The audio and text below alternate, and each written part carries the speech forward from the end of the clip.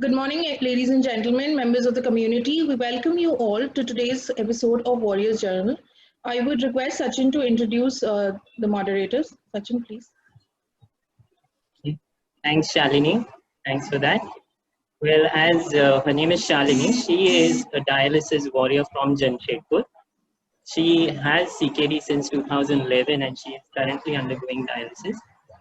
By profession, she is an entrepreneur. And as for myself, I'm Sachin Rao, your second host. I've been on dialysis for the past 7 years now, and by profession, and I work in the stock market as a trader. Over to you, Shalini. Shall we introduce the doctor now? Thank you, Sachin. We are very pleased to have with us Dr. Avinash Ignatius, who is a senior consultant nephrologist and a transplant physician. And he also heads the Department of Nephrology at Noble Hospital, Pune. He is also a consultant at Ruby Hall Clinic, Wanowrie. Dr. Avinash is an advisory or is also on advisory board of NephroPlus, and he has an overall experience of 19 years. Doctor, we would request you to take us through this journey of what you have in store for us about the good quality dialysis. Please, over to you, Doctor. Thank you, Shalini, and thank you, Sachin. It's really wonderful to see you all on this Sunday morning and taking this discussion forward. I have been following the webinars and they have been really relevant topics. And today I will take on something which is very close to the dialysis patients, how to get good dialysis, the myths and the facts associated with that.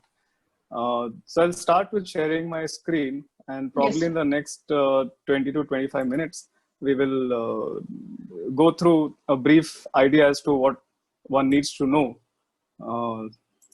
regarding good dialysis.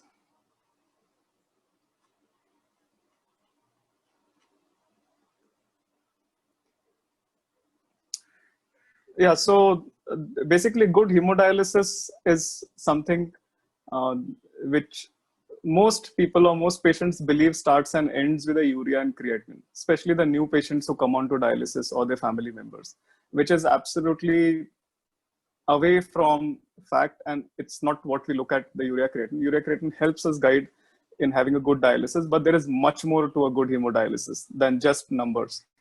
And at the end, we have to focus on treating the person rather than the numbers. And we will only be successful when the person is kept at the forefront and the numbers are used to guide us in those directions. So usually what is the expectation of good dialysis? For a new patient, how much is the creatinine? How much has the creatinine come down?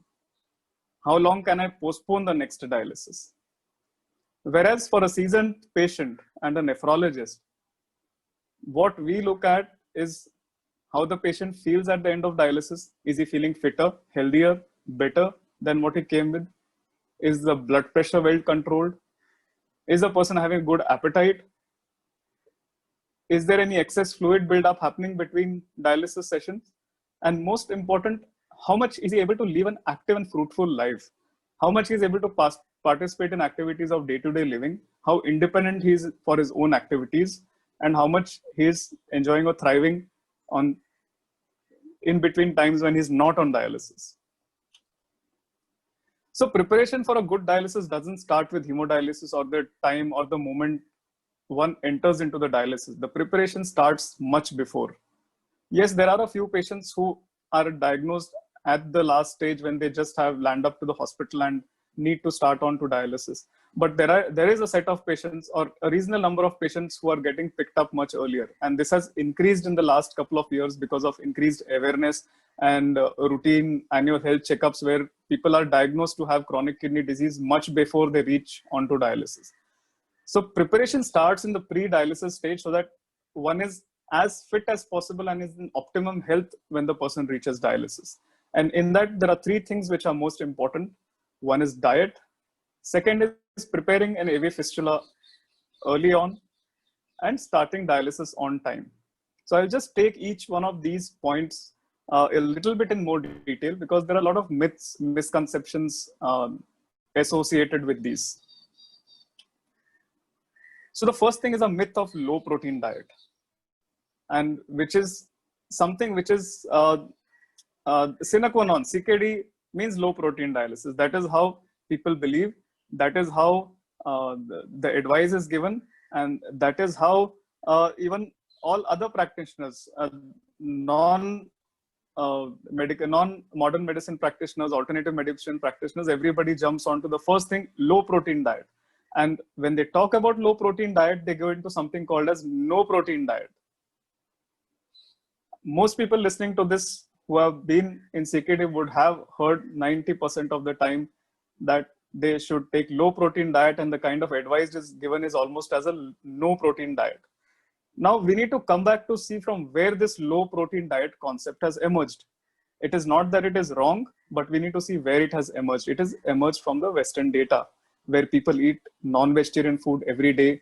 They have a couple of eggs in their breakfast. They will have sausages, so a lot of meat. So they have excess protein in their diet, and they need to restrict protein to maintain their renal function as long as possible. But what does Indian data say? Do we look at our Indian data before we take that information and translate it here? You look at this graph or the table which I've shared here. This is from 2018. It had come in one of it's the NSSO survey which was done, and then this was published. So if you look at the graph, the first column shows what is recommended. The second column shows what is being taken in rural and in urban areas. Now, you look at the calorie intake. Indians are excessively taking calories in the form of starch, carbohydrates, that is rice, atta, maida. Whereas look at the protein content, the second part.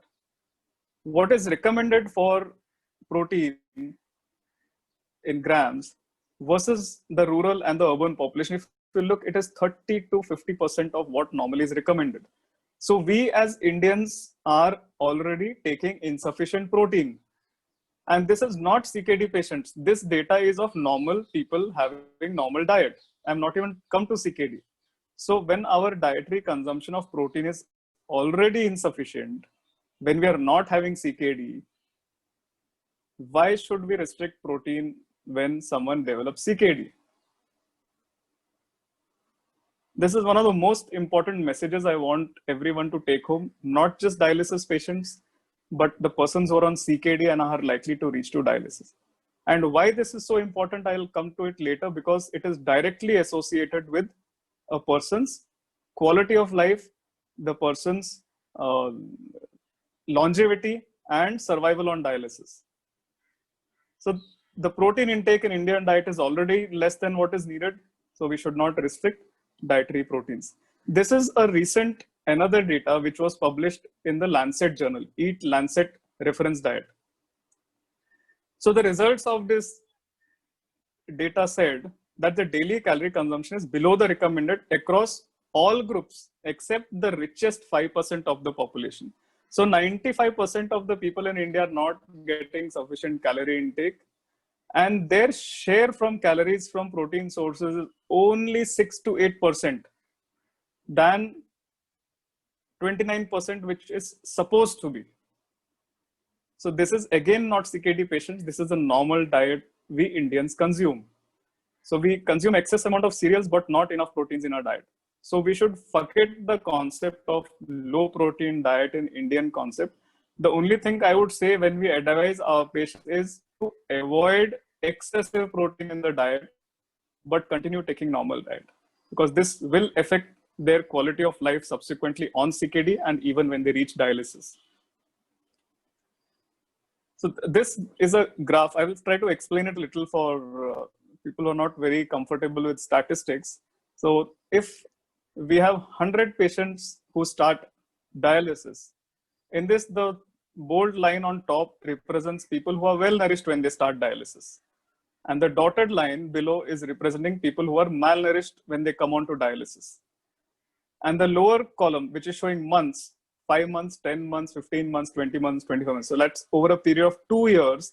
They looked at, if they looked at 100 patients came on to dialysis, out of the well-nourished ones, out of the 100, almost 90% of them will be alive at the end of 2 years. Whereas those people who came on to dialysis, if 100 patients came on to dialysis and they were malnourished, by the end of 10 months, that is less than 1 year, 10% of them would have succumbed. And by the end of 20 months, that is before 2 years, almost 40% of them would have succumbed on dialysis. So see the difference between well-nourished and malnourished patients starting dialysis. And this is a rampant problem in India because of the myth of low protein diet. A large number of CKD patients come on to dialysis malnourished, without adequate albumin levels, without adequate muscle mass, and this leads to early mortality. And the same study, I will not go into graphs because that may confuse a little, but I'll give the gist. It also showed that these people had more incidents of hospital admissions, more incidents of infections and complications when they were on dialysis. So it's not just that the quality of life is getting affected, the person's admissions to hospitals are getting increased, the expenses on dialysis are going to get increased. A dialysis patient, if he gets admitted to hospital, will have to spend from 80,000 to 1.5 lakh for any infection most of the time in a reasonably decent hospital setup. And that is a huge amount of burden which can be avoided by a person who is coming to dialysis in a well-nourished state as compared to malnourished. The second point is an AV fistula. Now, this is a lifeline for a dialysis patient. Once a person goes on to dialysis and he's requiring dialysis as a maintenance therapy lifelong, the only way a person gets dialysis is through connecting to a dialysis machine. Now, dialysis machine connects to a patient through a access. Now, in access, there are temporary cannulas which are inserted in the neck. These are usually done in emergency situations. And the other option is to do an AV fistula. In this talk, I'm not covering peritoneal dialysis because that itself is a large chapter and will take a lot of time to discuss. So today I'm primarily going to stick to hemodialysis. Now, why we should make an early fistula? It's not that because we want to put you on dialysis. A lot of times people come to a nephrologist, and when the nephrologist says make a fistula and keep, and when the dialysis comes, you will have access ready. But patients, the moment they hear fistula has to be made for dialysis, they believe that now they're going to be put on dialysis. But it is not so, but it is a matter of fact that if fistula is prepared early, it matures well, it matures better and has better life or survival of the fistula even after starting dialysis. It is something like when we go on the road, we are driving a two-wheeler, we wear a helmet. It doesn't mean that we are going to have an accident. We wear a helmet in case there is an accident, we are prepared for it. Or where we wear a seat belt in a car, or there is an airbag in a car. We're not going to go and have an accident because we have an airbag. But if there is a protection. It's the same way that we are prepared with a fistula so that when the time comes, it is already ready. Otherwise, what happens? You cannot make a fistula at the time you need dialysis. It needs for the vein to mature. If you see the fistula is created, it takes time for that vein to enlarge and become big enough for the needles to be inserted into an AV fistula. So this may range from 4 weeks to maybe even 3 months, especially diabetics or people with very thin veins. It may take a long time for the fistula to mature. So when a fistula is mature, you can avoid putting a catheter in the neck. You can avoid accesses, which again additionally cost money. And also when these artificial structures are there in the neck or in the groin, the chances of infection go up. Whereas in a fistula, there is nothing synthetic. It is the same vein and artery which are connected. So the body's defense mechanisms reduce the chances of any infection. And every infection again increases morbidity, increases hospital admissions, and also increases expenses. So making a fistula early is not a problem, but again, how early should we make or how late should we make? I don't say if you have just diagnosed with CKD, you make a AV fistula, but make a fistula probably when there is an anticipated need of dialysis in the next 3 to 6 months. So that is something which your regular nephrologist who is looking at you and has been looking at the way the creatinine has been progressing can predict and suggest that this is the time you make a fistula. So plan for it and preserve your non-dominant hand veins. Normally we say left hand, but left hand is for people who are right-handed. People who are left-handed could preserve the veins on their right hand. And how to preserve? Don't take injections, don't take IV pricks or any blood sampling on the veins of those particular hand. So that is what we would do. So this is part of early AV fistula because this is your lifeline. So these are some of the complications, just to highlight that if you go on a catheter without a fistula, the chances of having infections, discharges, pain, having to change the catheter, all these problems come up if you have to use a catheter.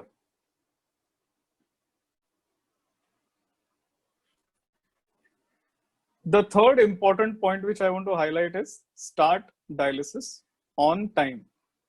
Neither too early nor too late. Starting too early may not give much benefit, and doing it too late may actually, you may not get all the benefits which are there from hemodialysis. The complications of high urea and creatinine have probably already set in, and the reversal of those things like neuropathy, muscle weakness, generalized wasting, all these may be a little difficult if we start it too late. Starting too early, is it based on the level of creatinine or urea? This is a common question which we face with our patients or their family members. Where to start dialysis? What creatinine level should I look at? Or what is the level of eGFR?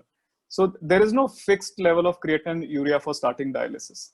Every patient is different. Every person's physiology is different, and there is no fixed number for that. There may be a patient who is very malnourished, very thin built, and is having symptoms at the level of creatinine 4, and maybe he'll require dialysis at that stage. Whereas there may be another person who is quite asymptomatic. He walks around like nobody's business, and creatinine is at level of 8 or 9. So in that particular patient, maybe we may wait for some time before we start dialysis. Again, level of eGFR, that is estimated GFR, which is calculated based on the age, weight, and the creatinine levels of a person, is again a rough guide. But again, it doesn't specify that this is the number at which anyone would have to go on to dialysis. But generally, it is below 7 or maybe even 10 if the person is symptomatic. So when do we start dialysis? It is usually started when there are symptoms or signs appear.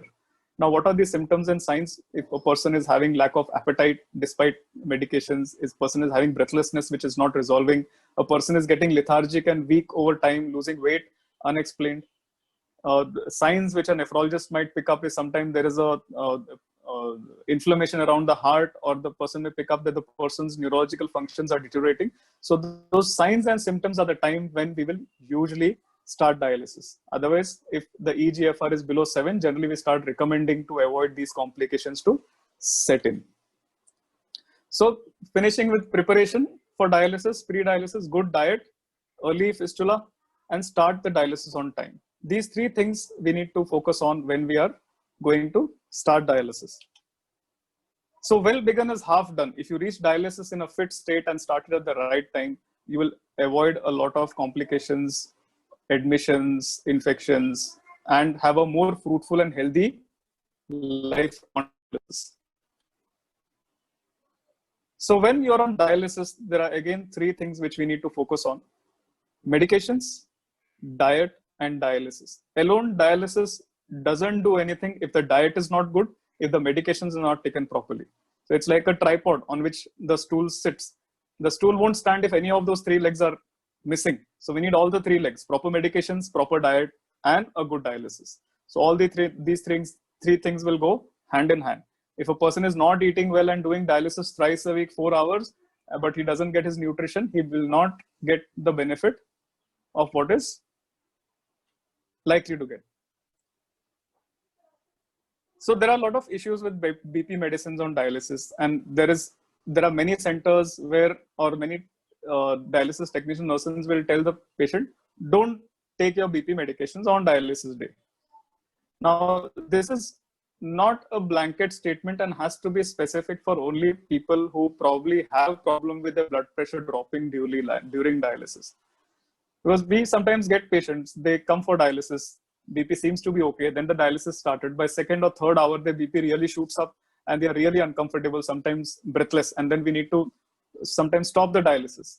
And this affects them from getting adequate duration of dialysis. On the other side, the patients forget that they have been instructed that they should not take the BP medicine on that particular day. And then they come for dialysis, then the BP stops dropping, and we are not able to take out adequate fluid during dialysis. So the person goes back with extra fluid inside, and later on the BP again goes up. So there is a lot of seesaw happening with their blood pressure, and fluctuation in the blood pressure. So this again in the long run will affect their cardiac function and the health of their heart. Second is diabetes medications. Patients tend to go into hypoglycemia if they're not eaten well, if they have taken the morning sugar medicines. Again, this has to be adjusted patient to patient. Certain diabetic patients will be on a very high dose of insulin, but on the particular dialysis day, if we completely avoid taking the insulin dosages, they might have very high sugars by the time they are post-dialysis stage. So there, sometimes the dosage may have to be reduced by 50% or 25%. And in this, then we need to team up with their diabetologist and talk to them and have a conversation and see as to what changes may be required on a particular day when they're on dialysis versus on the days when they are not on dialysis, to make sure the sugar levels do not fluctuate too much. We neither want low sugars, neither we want very high sugars in a comfortable range. Not to forget the essential medicines for their hemoglobin, because that is one of the major issues on dialysis. If hemoglobin is low, it becomes difficult to pull out fluids. It affects their heart function, their blood pressures fluctuate. So having a good hemoglobin is very essential for a good quality of life. Now, we don't target hemoglobin to a level of 13 or 14, which is normal for others. But for us, a hemoglobin between 11 and 12 is reasonably sufficient for these patients. And high hemoglobin may have other problems of increasing blood pressure and also thrombosis and clotting of their accesses. In addition, multivitamin injections are given on a regular basis, maybe weekly or maybe on a fortnight, depending on the patient or the unit's protocol. And erythropoietin injections, which need to be taken on a regular basis. I will not go into too much about cold chain and highlighting those things. These are very specific topics which again have their own, have to be discussed in detail. A good diet. Now, a good diet is on hemodialysis, the first is high protein diet. High protein diet, what is roughly 1.2 grams per kg per day. It can be higher if the person is coming malnourished into dialysis, or if they are well nourished, 1.2 gram is sufficient. Less salt. Fluid restriction is again not a blanket statement. It has to be according to the person, individualized. And if a person has having a good output in the interdialytic, especially in patients who have recently gone on to dialysis, they may have reasonably good output and may not need to restrict fluids to the same extent for someone who has no urine output. But the rough guide which you can remember is to keep the weight gain between 3 to 4% of their dry weight between sessions. So someone who is around 60 kgs, they should not allow more than maybe 2.5 to 2.8 kgs of weight gain between dialysis. Someone who is 40 kgs dry weight should not gain more than maybe about 1.5 to 2 liters between dialysis sessions. And someone who is 100 kgs may gain maybe up to 3.5 to 4. So this percentage has been seen that those who gain more than this weight in sessions have a tendency of more complications, especially related to heart and later on heart failure over time. Now, we should not also forget sufficient calorie intake. A lot of times the food intake is poor because of inadequate dialysis. It is poor because of lack of appetite. And sometimes it is just depression of being on dialysis, something which we just don't address a lot of times, that a lot of patients who initially come onto dialysis may be very depressed or have psychological issues from the burden of having to go on to dialysis, the burden of them going on dialysis on the caregivers who need to accompany them. So these things make them depressed, and that itself may reduce the appetite, and they may not take sufficient calorie intake. So if they don't take sufficient calories in their intake, then they start catabolizing their own muscle mass and they start becoming malnourished and sick. So it's important to take the help of a trained renal dietitian who is aware of the finer points of a kidney patients and the requirements accordingly. So once a person comes to the dialysis, there are 3 things which are very important. One is the patient himself who needs the dialysis. Then there are the machines and their technicalities and the water which is used for dialysis. So for patients, I will stick to the schedule. Don't miss or avoid dialysis session just because you're feeling good. when we push our body to a situation where we feel symptoms, that means we are already beyond the stage when dialysis should have been done. Ideally, a person should remain fit and fine and healthy between sessions and in sessions. So if someone is pushing the dialysis sessions beyond that limit till the person feels unwell, it is already the person is getting inadequate and is delaying the dialysis. Avoid reducing duration of sessions. Sometimes after 3 hours, many people get fed up of lying down for 4 hours, 3 hours.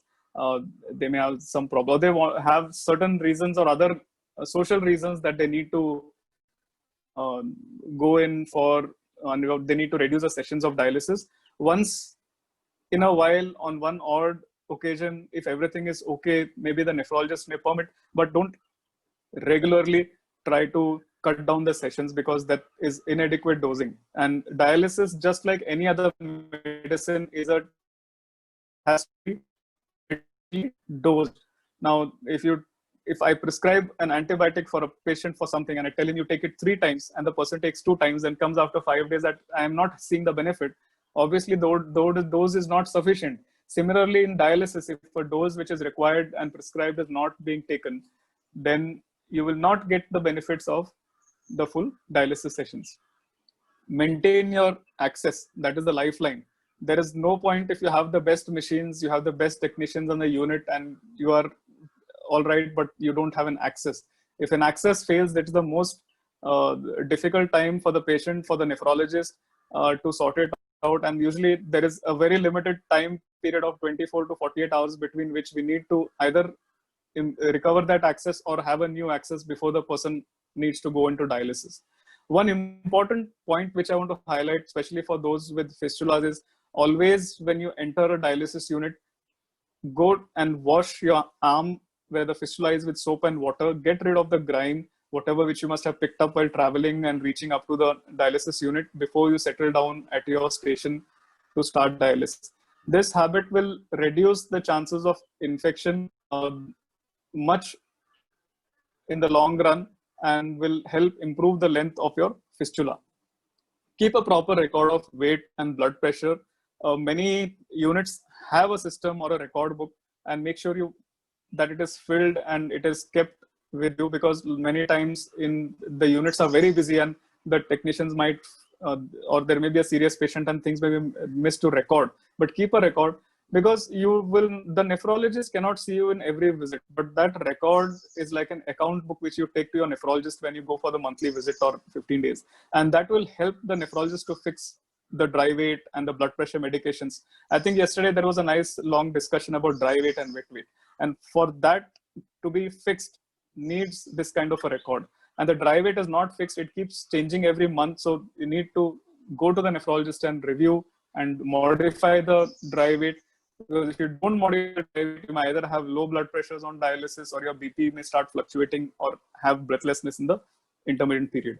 Whenever you come for dialysis, when you meet your dialysis technician or nurse, please inform of any recent problems in the previous dialysis or in between those 2-3 days when you have been at home, because the technician or nurse who would have handled you in the previous dialysis may not be the same who is going to handle you in this dialysis. So if there has been a previous problem, always inform them so that they can take any remedial measures or talk to your nephrologist and see if anything needs to be done before starting, or any investigations need to be sent before starting. Because once dialysis started, heparin is given, then to take samples, do testing, it becomes difficult because of heparinization of the samples. So it's important to have trained technicians in the unit. And now, earlier, maybe maybe a decade or 2 decades earlier, training was non-existent almost. Very few places really had a system of dialysis remotes, most usually picked up by working with other senior technicians without the knowledge of the physics and the chemistry and the technicalities of a dialysis machine and how it works and the physiology of the human body. But now, fortunately, there are a large number of training institutes, and we are having reasonably trained dialysis technicians who can understand the process and intervene when there is a problem proactively, rather than waiting for complications to develop and then get involved in that. Briefly, I will touch upon dialyzer reuse. Now, there will be many people ask whether we should go for single use or reuse. Now, generally the dialyzers are labeled as a single use, but it has been a long since long dialyzers have been reused, and as of now there has been not really very major studies to say that there is an advantage or a very significant advantage of single use over reuse. But if a person can afford, which is the biggest question mark which comes in dialysis, is the economics of dialysis, and if they can afford, there's no harm in doing single use. Otherwise, reuse is perfectly fine, provided the dialyzers are tested adequately before every dialysis to see that their capacity is at least 80% of the baseline, which is minimum what is recommended in guidelines for that the person gets adequate dialysis. So some centers do it manually, some centers have the reprocessing machines which use a computerized system to calculate, so it's less error prone. And many of the automated reprocessing machines can give a much longer or more numbers of reuse, which can even go up to 15 to 20 reuses without any problems to the patients.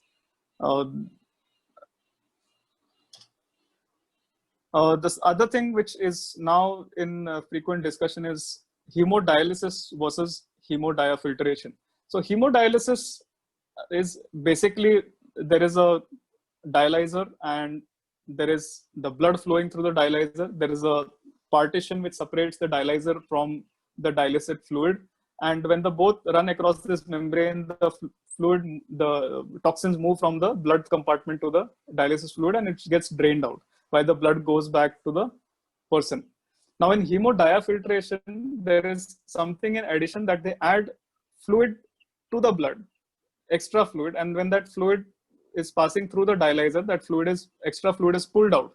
So it is something like if you have a floor which has got dirt and you pour a bucket or a mug of water, the water flows and it takes toxins along with it. So this additional flow of fluid across the membrane from the blood to the dialysate, it helps in clearing more toxins and larger molecules which may not get cleared by the regular dialysis. Now, between hemodialysis and hemodiafiltration, there is a significant difference if it is a low flux dialyzer versus hemodiafiltration, whereas in high flux dialyzers and hemodiafiltration, the differences narrow down. Now, whether should one go for hemodiafiltration or whether hemodialysis is sufficient, it's a little still controversial because the data on that is conflicting. Certain studies have shown benefit in terms of cardiac function or mortality related to heart-related problems, whereas other studies have not shown that difference. So it may be useful for people who require hemodiafiltration for specific reasons, like they have heart conditions which cause a lot of blood pressure instability on dialysis, or we have something called as people who have been on dialysis for a long time, they have got dialysis amyloidosis due to an accumulation of substance called beta-2 microglobulin. So that again gets cleared better on hemodiafiltration. So in those two particular situations, definitely hemodiafiltration might give a better outcome, but otherwise it again, if you can afford, online hemodiafiltration is fine. Otherwise, hemodialysis is good enough. What we need to remember with hemodiafiltration is that the membrane pores are much bigger and there is a fluid directly entering into the blood. So the RO systems have to be very robust and provide something called as ultra pure water as compared to the regular dialysis fluid. So that is something which needs to be very robust and very regularly checked so that the water which is entering does not create new problems. So this is just a graph which shows low flux dialysis, which primarily removes only small molecules, high flux hemodialysis, larger molecules, and hemodiafiltration is with other toxins. But as such studies are still, the jury is out on this. So machines, there are many machines available. Most of them of the standard companies are quite good, and they should be well maintained, regularly tested and serviced, cleaned, disinfected between sessions. These are three things which are crucial for machines to be in a good condition. Beyond that, any particular brand, it's more than that. It is how the machines are used. It is just like you can have the same car, but a good driver can give a good mileage and a life for a vehicle, and a bad driver can give a poor mileage and a poor outcome. So similarly, it is along with the machines, it is the training and ongoing training of technicians, which is more important to get good dialysis along with the machines. Water treatment remains a crux of good dialysis because it is, although it is not something which is visible, the machine is visible, the technicians are visible, the whole unit is visible, but the water which goes through a dialysis machine is not seen. And in a 4-hour session, about 120 liters of water passes through the dialyzer. That is like 2 buckets of water, and your body, the blood which is circulating, gets exposed to this 120 liters of water. So obviously it is very important that the RO system of any dialysis unit is up to the mark and is tested that it is doing its job well on a regular basis. So usually a filter will have a sand filter which will remove particles. Here it is mentioned a depth filter. Then there is a carbon filter which removes all organic compounds. Then there is a softener. Again, there will be a filter and a pump. Then it goes into the RO membrane. So after these 3 stages, it goes into the RO membrane, and from there, the fluid which comes out will pass through a deionizer. Subsequent to that, there is a bacterial and an endotoxin filter from which the water then goes to a sterile storage tank. The storage tank sometimes also have UV light inside to reduce the chances of any bacterial contamination. And from here, it is then pumped to the dialysis station. This is just a table to show as to what different toxins, if they're there in the fluid, can cause problems. So aluminum contamination can lead to anemia, bone disease, neurological problems. Bacteria can cause low blood pressure, fever, chills on dialysis. Endotoxin, again, the breakdown products of bacteria, can cause hypotension, fever, chills. So normally bacteria don't cross the membrane of the dialyzer. So even if bacteria is there in the fluid, they cannot enter the bloodstream from a dialyzer. But the endotoxins from bacteria are much smaller, and especially in high flux dialyzers, they can cross easily across and cause similar symptoms. Copper, lead, nitrates, all these compounds can cause various problems. So a good dialysis RO system should remove all these and should be able to achieve the levels as mentioned in the last column. So this is just a small snapshot of an RO plant, and these are the various filters. Then the RO membrane is usually in this, then it is going into a tank from where it is circulated into the dialysis unit. So RO water should be regularly tested. The dissolved solutes are usually checked every day. Cultures are usually done every month from different points from where the RO connects to the machines or also from the machine. Endotoxins levels are again checked depending on the unit, 3 months to 6 months. And the comprehensive test is like a sample report, which is done maybe once in 6 months for an RO plant or whenever there is a major maintenance. So I'll end my talk here with the take-home message. One needs to start from pre-dialysis stage for a good dialysis. And it has to be a multi-pronged approach, from diet, proper medications, preparing well with an early AV fistula, gaining correct knowledge, teamwork along with the patients, the family, a nutritionist, the dialysis technician, and the nephrologist, who is sometimes forgotten when there is no problem. Sometimes patients, if they don't have a problem, they don't come for 3-4 months. And then when there is suddenly a major issue, they'll end up in the outpatient. And we also don't remember when we saw the last time. So it's always good to meet regularly, because it is, the major treatments can be done by any physician, but a nephrologist does a lot of fine tuning in the treatment, a fine tuning in the BP medicines, which can make a big difference, something which otherwise can accumulate over a period of 3-4 months and become a major problem. So the fine tuning is very essential for dialysis patients to have a good dialysis and avoid any problems. And most dialysis patients, if not all, will have multiple problems. Some may have diabetes, some may have heart-related issues, some may have GI problems. So a proper interaction between the different disciplines of medicines is essential, again, to avoid any major problems. before it becomes catastrophic. So that I end, and I'm open for any questions and discussions. Thank you, doctor. I would request you to stop sharing the screen so that we can go to the Q&A.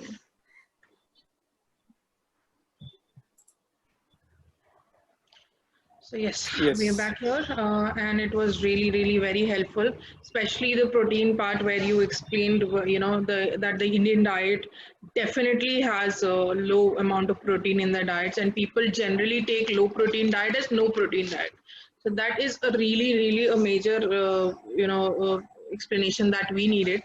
Of course, I was also very peculiar about this because since I'm also on dialysis for such a long time, I always have this protein issue going on with me before dialysis, before I entered dialysis, and even now.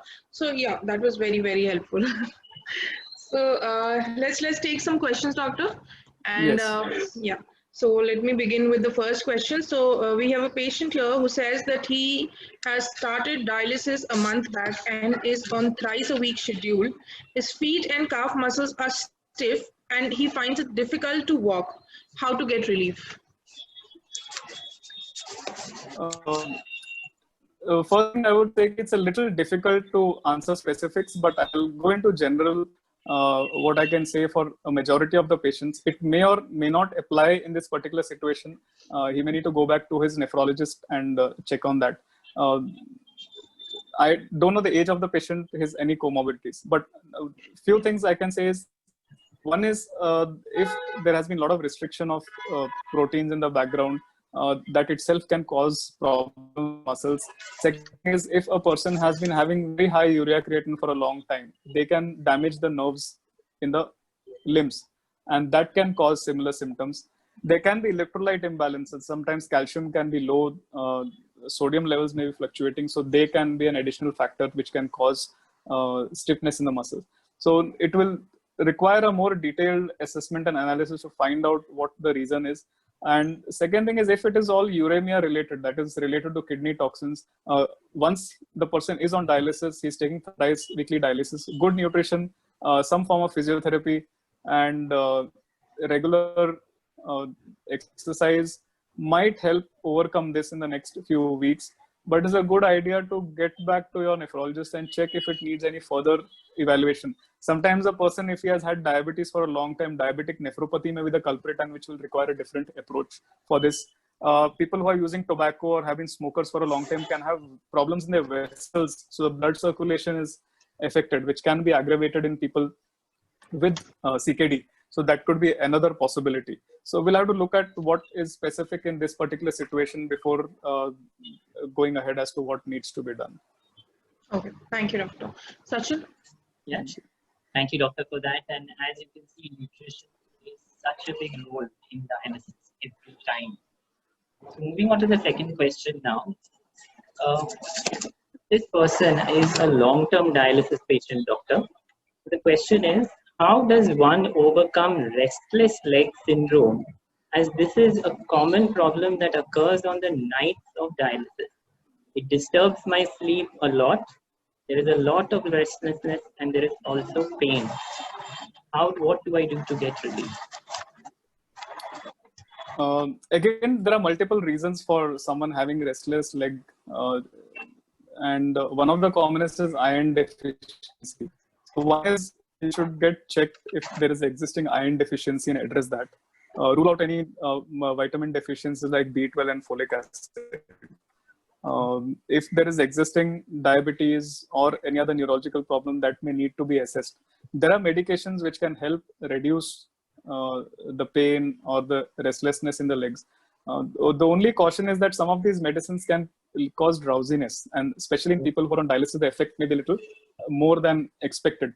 So at least in the initial first 4-5 days of starting any medications which are being used, I cannot prescribe or tell anything or use names online, but most of these drugs may have these problems. So you need to be a little careful, at least in the initial 3-4 days when these medications for neuropathy or restless leg are started, to watch for drowsiness so that you're not alone or fall off somewhere by mistake.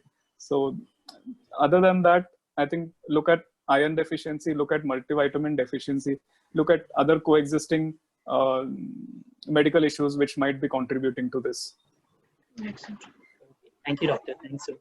Thank you, doctor. Yeah, so the next question, doctor, is about my BP is normally 160 by 100, but during dialysis, it becomes 180 by 120 to 220 by 140. How to bring it to normal? All right.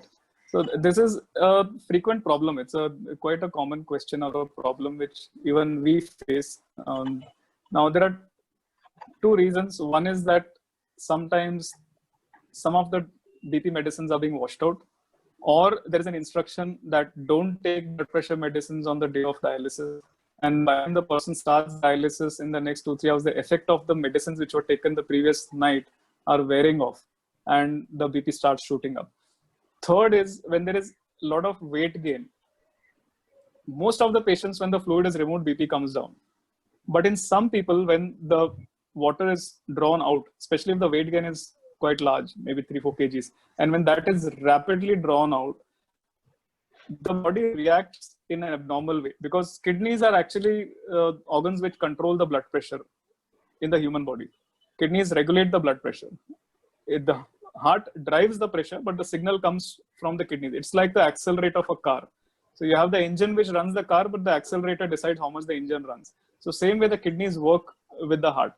And when the kidneys are not working well and the blood circulation to them is reduced in diseased kidneys, when this water is pulled out, the kidney feels that the blood pressure is dropping. It's because of the way they are diseased, and then react and secrete hormones which can lead to the blood pressure going up.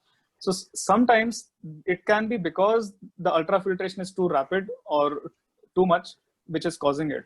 So one is to check the dry weight and the weight gain between the dialysis sessions. Second is to see if any modification in blood pressure medications can be done. Third is not to skip BP medicines which are normally prescribed on the day of dialysis. Third, after doing all this, also some patients are not able to control their blood pressure during dialysis. And it is dangerous because we give heparin during dialysis, the blood is thin, the risk of bleed is always there if the BP shoots so high. So it needs to be brought under control, but then we have to give additional blood pressure medicines depending on when the blood pressure starts going up. So maybe once 1 hour of dialysis has happened during dialysis, and additional blood pressure medicines. And sometimes blood pressure medicines in the class of what we call as ACE inhibitors or ARBs can be useful, but they need to be used with caution because they also have a tendency to cause high potassium. So we will need to take into picture the whole scenario of what BP medicines are there before dialysis, and what kind of weight gain is happening. Does his dry weight need to be reviewed?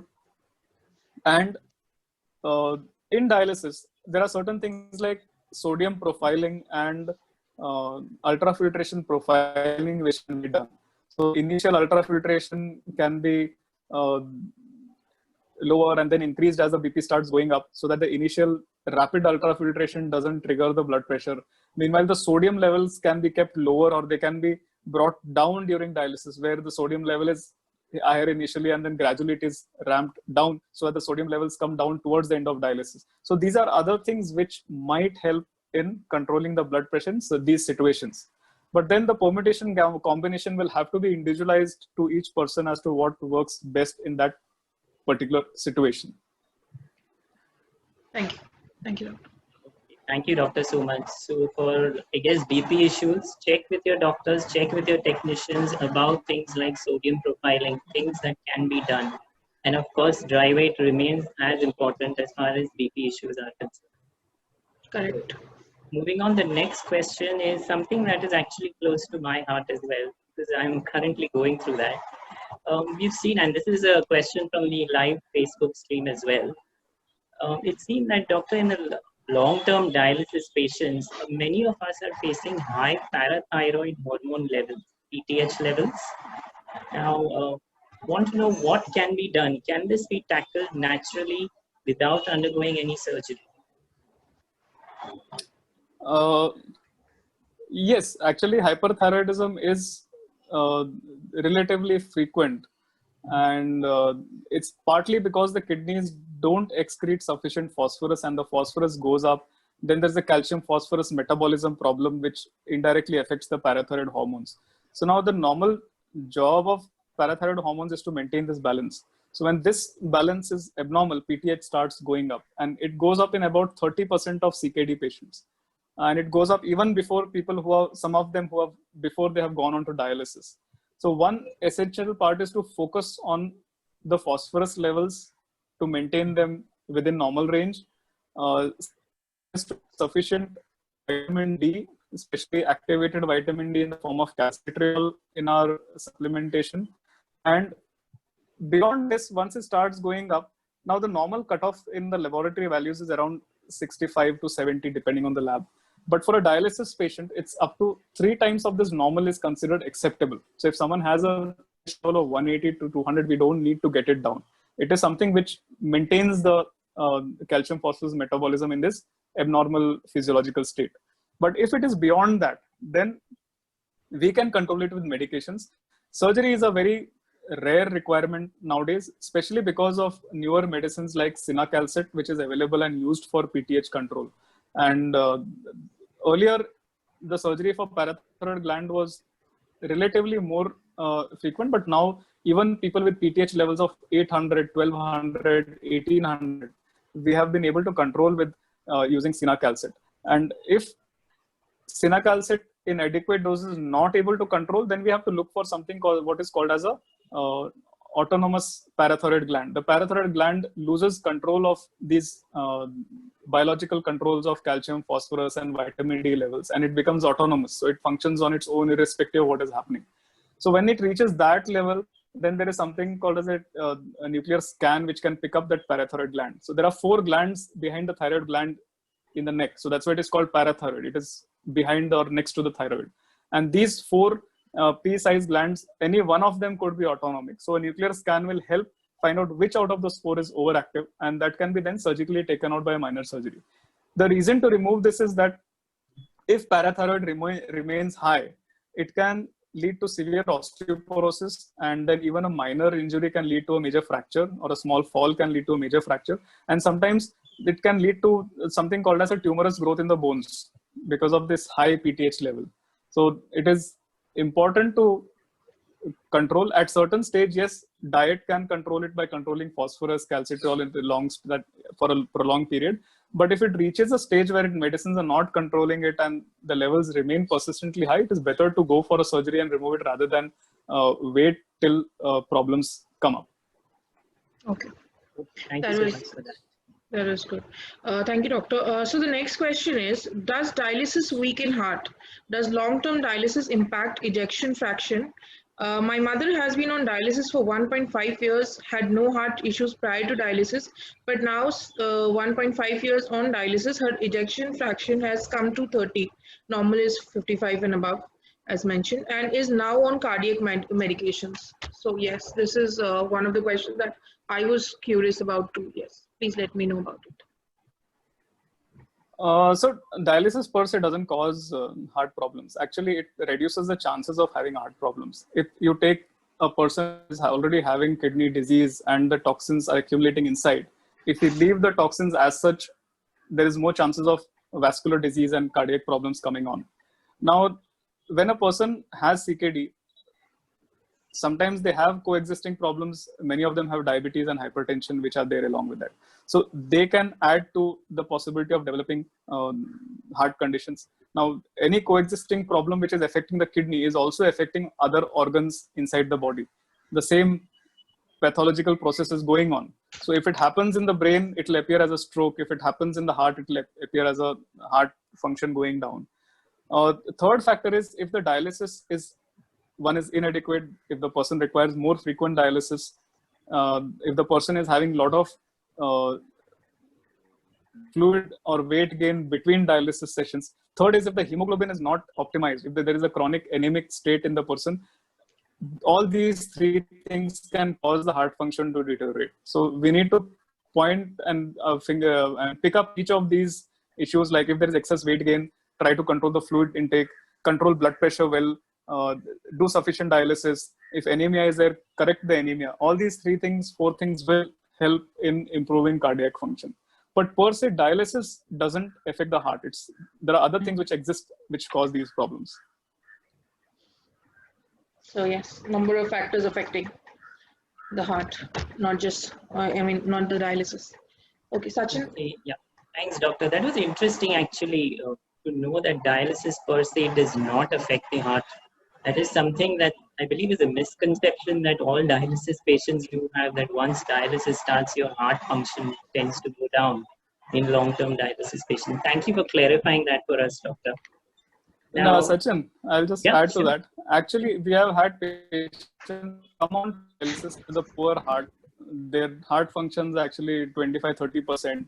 They are malnourished, they are anemic, and then we put them onto good dialysis, good nutrition, give erythropoietin, and maybe 6 weeks or 8 weeks down the line, their cardiac function starts improving. By 6 months, their ejection fraction even normalizes. So, everything in the human body is connected to each other, and it's not a single thing which improves or a single thing which affects. It is a multiple factors which are there, and each of those have to be addressed in the right way to get the maximum positive outcome out of these. How interesting is that, doctor? I mean, it's good to know that we are actually, as a machine, we works as a system as a whole. So it's fascinating to know that somebody with a low ejection fraction actually comes back to normal once good nutrition is provided. And there we have the significance of nutrition again in dialysis patients, playing such an important role. Thanks so much, doctor. Well said. Thank you. And there's another question. He's also, in fact, a long-term dialysis patient, something related to bone issues. Now, he's wondering, how are the orthosurgical statistics for long-term dialysis patients? Is it safe to operate on such people? Will I have any bone issues or fractures during the surgery? And what is the probability of bone damage even after the surgery? I think he has been advised to do some kind of a bone surgery, so a little bit apprehensive about that. What would you suggest, doctor? It's a very specific question, but and it will have to be looked at in a particular person's perspective. A lot of times, people who are on dialysis are also having some form of bone disease in form of osteoporosis. Then they have existing arthritis, and some of them need to undergo hip replacement or knee replacement. Now, if someone is severely osteoporotic, obviously the idea is to first improve the bone health so that whenever there is a replacement or surgery done, things take up well. What we need to remember is that a patient needs to get optimized before they go for a procedure. There is no contraindication as to any person on dialysis cannot undergo a certain type of surgery. The contraindications or reasons for it not undergoing a surgery for a dialysis patients are almost similar as to what would be for a person not on dialysis. This I'm speaking in terms of person who is on a good, well-maintained dialysis, who is doing adequate amount of dialysis and who's otherwise fit and fine.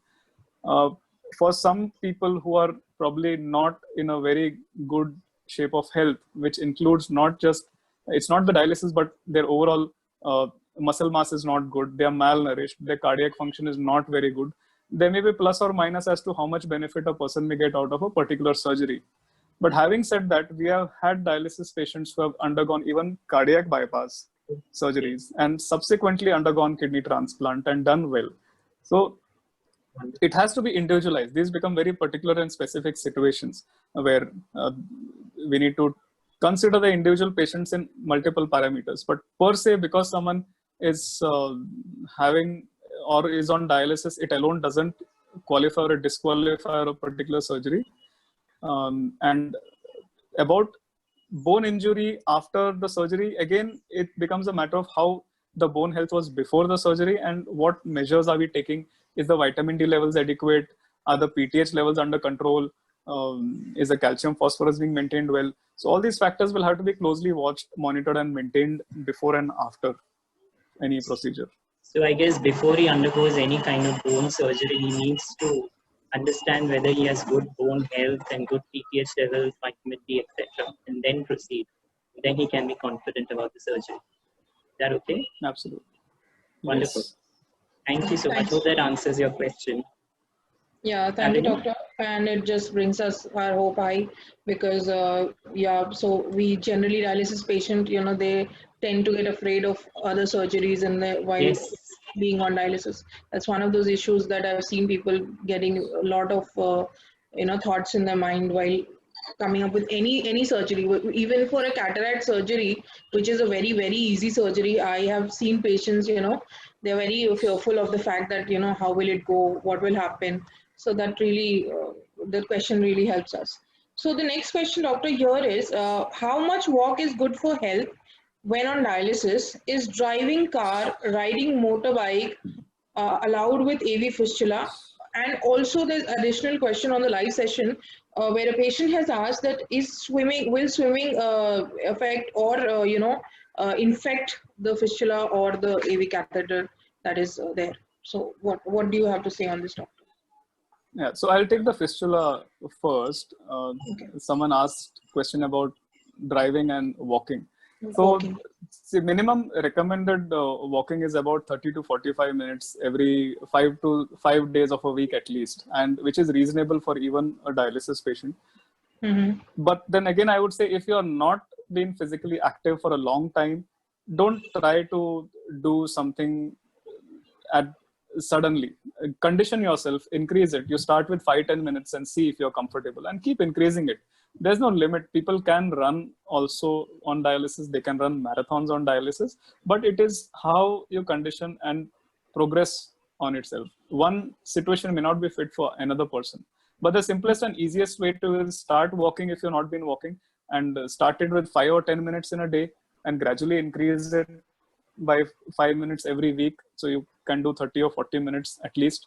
If you're comfortable and you're doing more, nothing like it, you can absolutely go ahead and do more of it. But in your comfort level, don't overexert just to kind of score a point or something like that.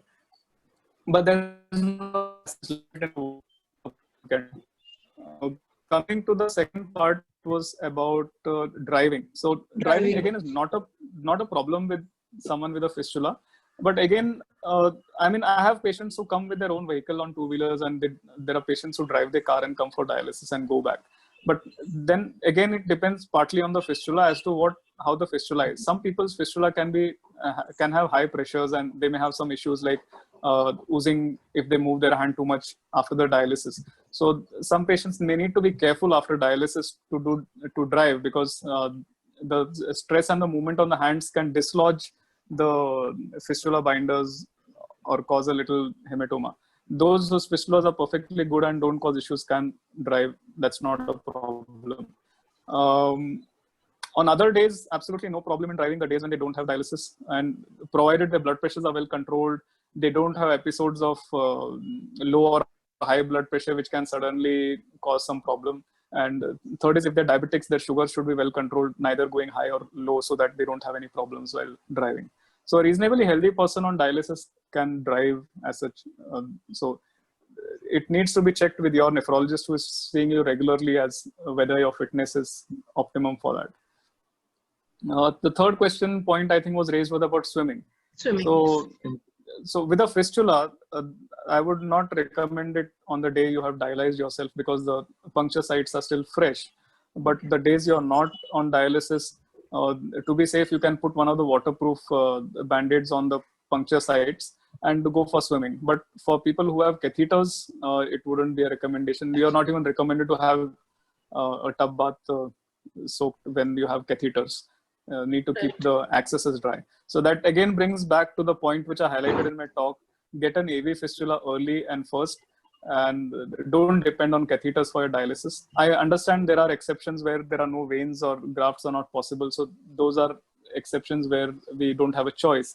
But where we have a choice, get a fistula made first, so you can have a better quality of life on And dialysis also. early fistula is always a better option, right? Yes. Thank you. Thank you so much. I guess what the doctor is just trying to say is an early AV fistula, it's like an insurance policy. You can just use it when you really need it. It's going to be really helpful to you. Right. So that's an excellent point that we make here. Just a supplementary question to what you just said, the exercise routines for patients on dialysis. You mentioned about walking, and even dialysis patients can run marathons.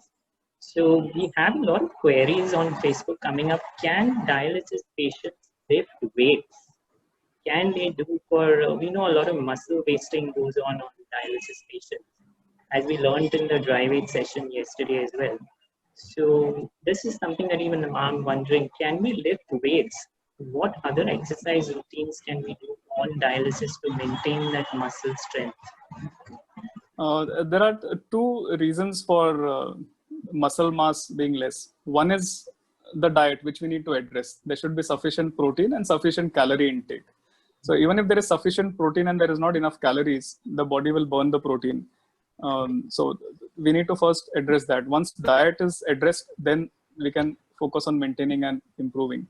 Now, there's a problem if we have too heavy weights. If we want to lift like 8 kgs or 10 kg of weight, it will cause muscle contraction to cause the venous pressure to go up in the hand in which there is a fistula. So going for heavier weights is probably not recommended, especially those with AV fistulas. But maybe lifting 3 kg or 4 kg of a dumbbell on the days when they have not had dialysis is fine, or before dialysis. Once they have had dialysis and the heparin is in the system, on that particular day, I wouldn't recommend them doing any heavier weights. But going for weight lifting as such is something which can be problematic, and there might be, I mean, there are patients who have had their dialysis and they had a chest infection, they had a severe cough, and there is suddenly a bulge in the point where the vein had been pricked in the morning for dialysis. So sometimes this also happens. So something which is going to cause too much strain in the muscles, excessive strain in the muscles, can probably lead to problems of the hematoma developing over there. So too much of weight training may not be good. Once you take care of your diet and you do routine cardio workouts, it's sufficient to maintain a good muscle mass. We don't need to actually do heavier weights to develop physique of a bodybuilder. A healthy weight is weight, or muscle mass can be just done with good diet and a regular cardio workout, which includes running, jogging, workouts like that. Okay, so maintaining a healthy weight is important, and we should refrain from weightlifting, and the other exercises are recommended. I mean, like running and jogging can be done, but weight training can be done, should be avoided. Okay, so the next question, doctor, is from someone. He asks us that my dad faces muscle cramps and hypotensions during dialysis. How can we deal with that? Muscle cramps and hypotension, one of the commonest causes is when there is excess fluid being removed. So now excess fluid removal can be because there is a lot of weight gain during dialysis. So person, if they gain a large volume, it cannot be taken out during a single session. The body doesn't support that. Or the other possibility is that the person's weight has gone up.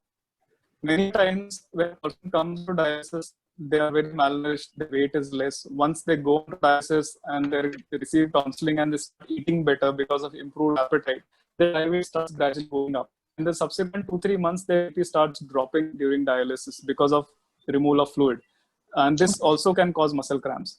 So one is he needs to reassess the dry weight with his nephrologist. Second is if there is excess fluid accumulation requiring a lot of ultrafiltration, which is 3 or 4 liters during dialysis, then needs to address that by either restricting fluids, or if he's probably in a lesser frequency of dialysis, maybe increase the frequency of dialysis so that the amount of fluid removal required will be lesser during each session.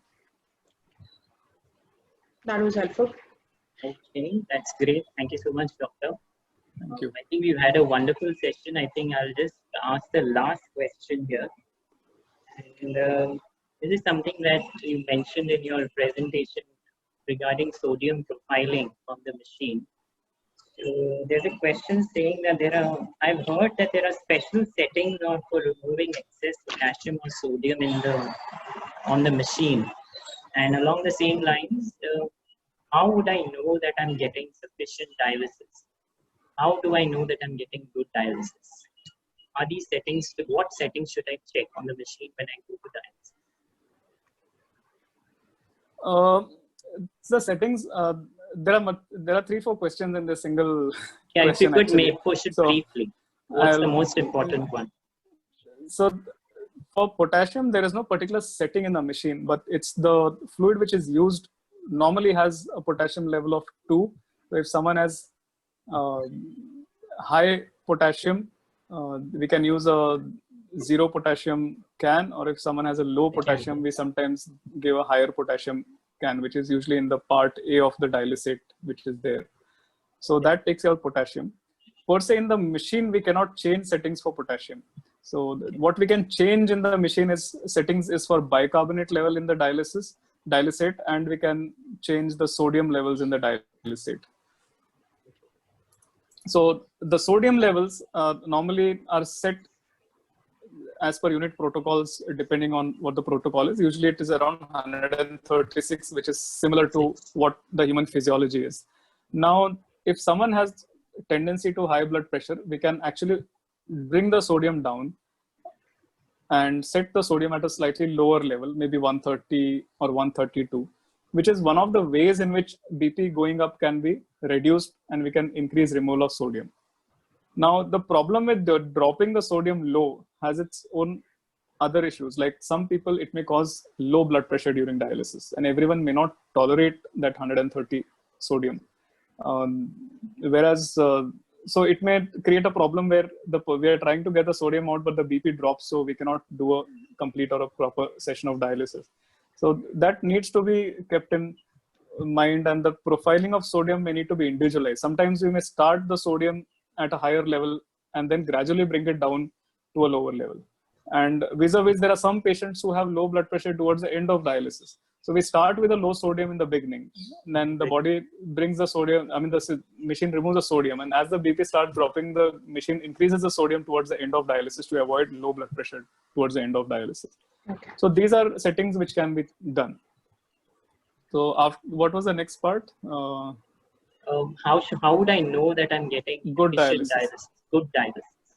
So there are certain numerical parameters which is called as KT upon V. There is a formula for that. You can actually get it online if you search for KT upon V, and you can feed the parameters and get your KT upon V, which should be above 1.2. Or a simpler method to do in the unit is what we do is a urea reduction ratio. So a urea check before dialysis and urea after the dialysis, and there should be a 65% reduction in the urea levels. So urea reduction ratio would be 65%. So if it was 100 before dialysis, it should be roughly 35. So that indicates a reasonably good dialysis.